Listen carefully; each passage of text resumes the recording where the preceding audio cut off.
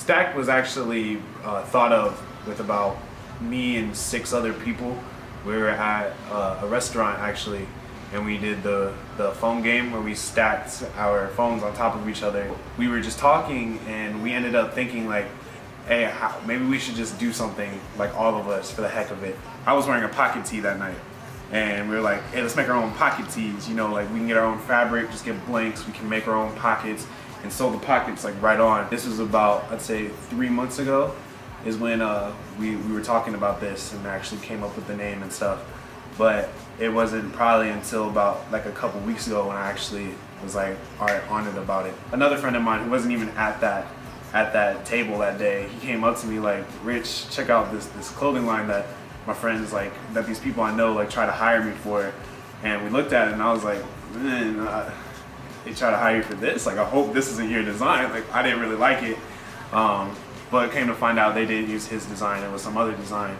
And he approached me like, well, you think we could start something? And because he was telling me like how like a creative eye, and then he could be a designer. So he's actually the designer and came up with the logo and stuff, but I had the original name. I told him like, I have a name, I have ideas. He was already working on something that had to do with anchors, and we kind of just like, with that he was working on and with the name I had, we just put 2 and 2 together and we had the stack and the anchor logo. I'd say about a day went by and we were like, all right, well, we have a little bit of money, let's get some tees, let's get some ink, let's talk to a friend who knows how to screen print, let's learn how to screen print it ourselves.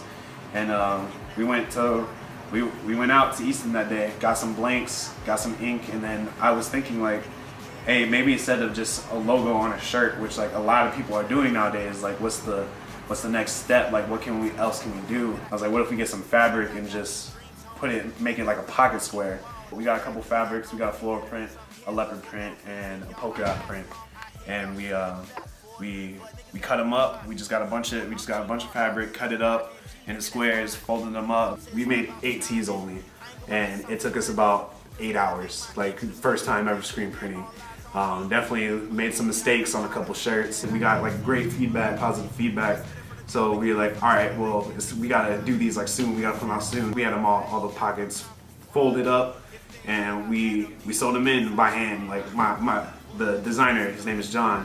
He sewed them in by hand. And then after that, we were like, all right, well, we gotta get on the market.